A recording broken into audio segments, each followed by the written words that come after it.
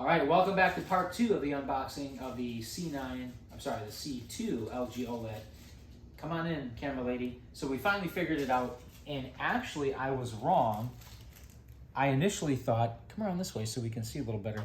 I thought that the 4 screw holes here that secure the back plate on the stand, I thought that those were secured with these larger screws, but it turns out they fit in the holes, but you couldn't tighten them very much. But these smaller screws actually fit in there, the ones with the blue tips, the smaller ones. So take note of that. And then on the bottom, this is where I put the 2 larger ones, but actually there's still 2 more. And that kind of bothers me because there appears to be 2 other holes here, but I'm not sure, because when I look through there, I don't know that that's really intended to have a screw put in there, even though there's screws here already. But this is pretty secure with these 2. I screwed them in pretty tight.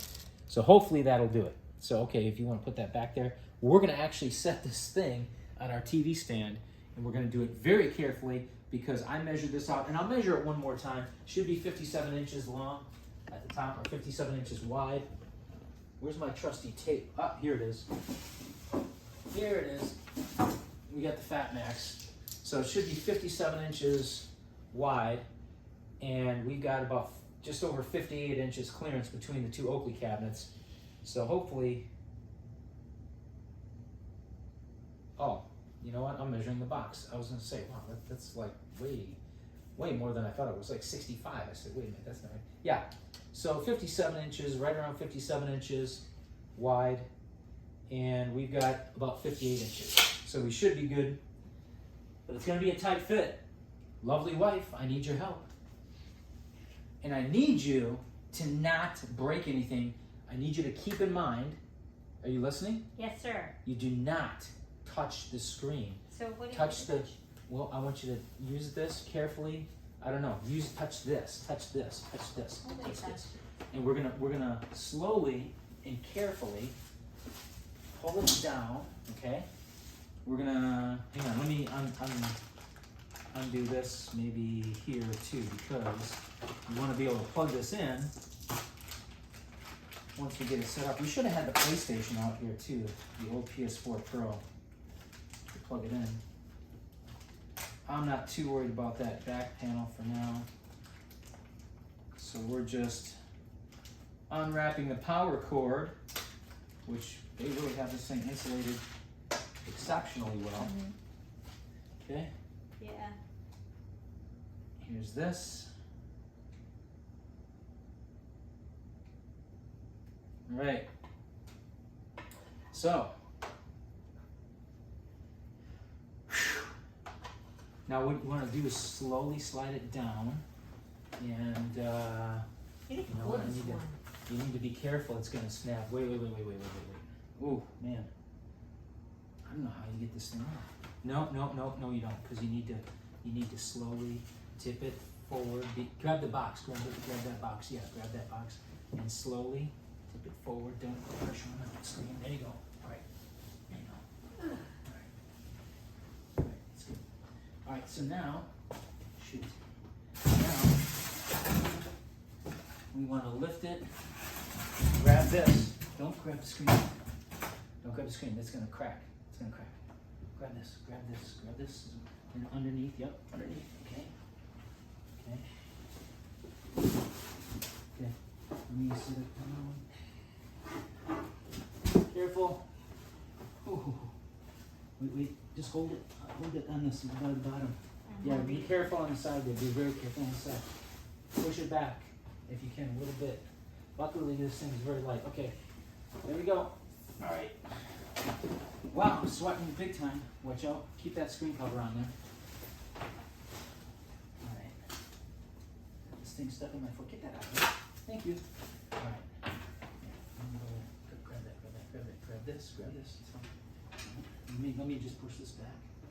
So luckily, like I said earlier in the first video, this thing is extremely light. I mean, really light.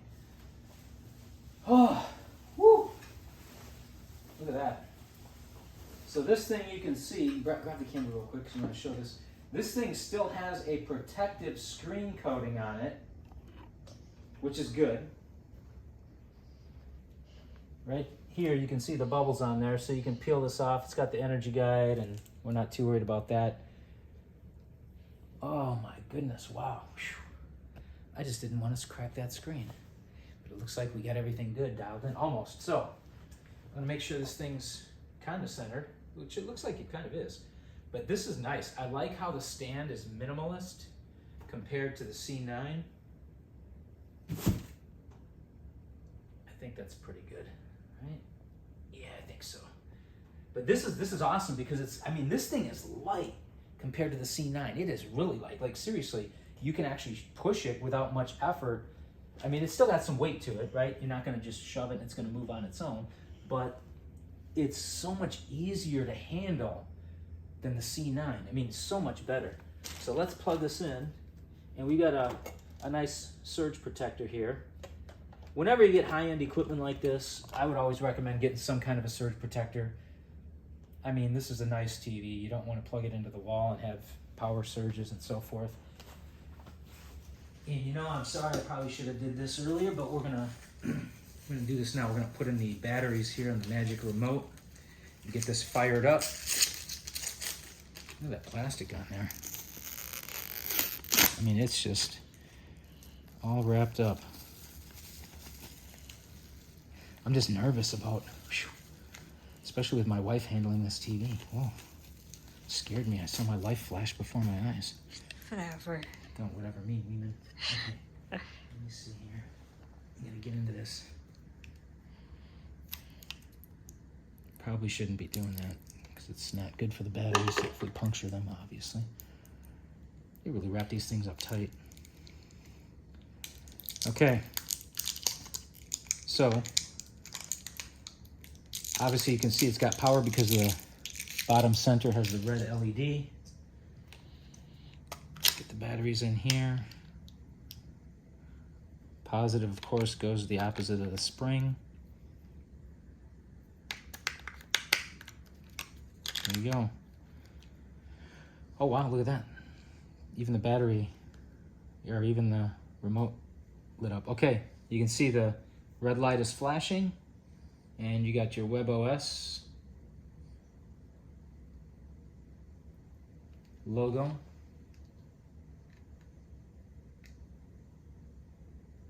So this thing appears to be loading up. Press the OK button, wheel, on your remote. Oh, my TV is talking to me.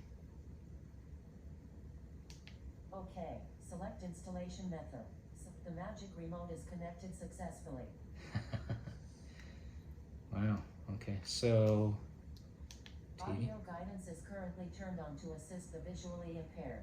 Do you want to keep audio guidance turned on? Not really. I don't want to listen to you, lady. I got one lady to listen to. That's my wife. Okay. English, time zone. Why don't they just have Central, Eastern, Mountain, and Standard? I mean, that would make more sense, right? Okay. All right, well, we'll skip the Wi-Fi. We don't need it connected to the internet. You are able to use multiple services such as video on-demand viewing, internet searching. That's what I have a PC for. Software update. Okay, we'll skip it for now. We can always do that later, I suppose. Yeah, so this thing, you can see it's got the magic remote. You wave the remote around, and it's got the cursor on the screen, which is pretty cool, I guess. We're going to skip that for now. No paired devices. I don't know if I need to do that. This is going to be a monitor anyway, so this is going to be used for gaming.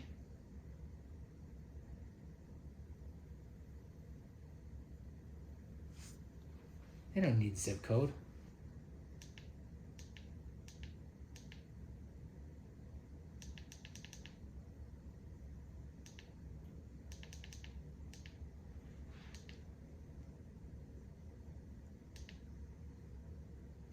TV type.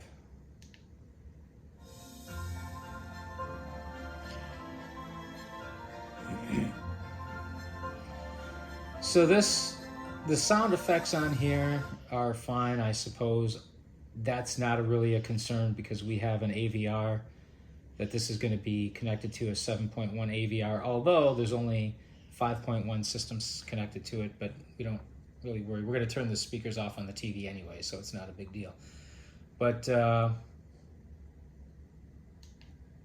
we don't need to go to this. Even though the TV has not been used, it provides multiple daily services. Okay. Okay, no, we don't want this. We want to make sure it's turned on and off. First use is completed, all right. So anyway, that is the setup. Let us know what you think. Oh, wow, when you turn it off, look at that. It's got the LG logo. That's pretty nice. At least we got it out safely. Whew. Thank God my wife didn't break this. She breaks a lot of stuff. Make sure you like, comment, subscribe. We will see you next time.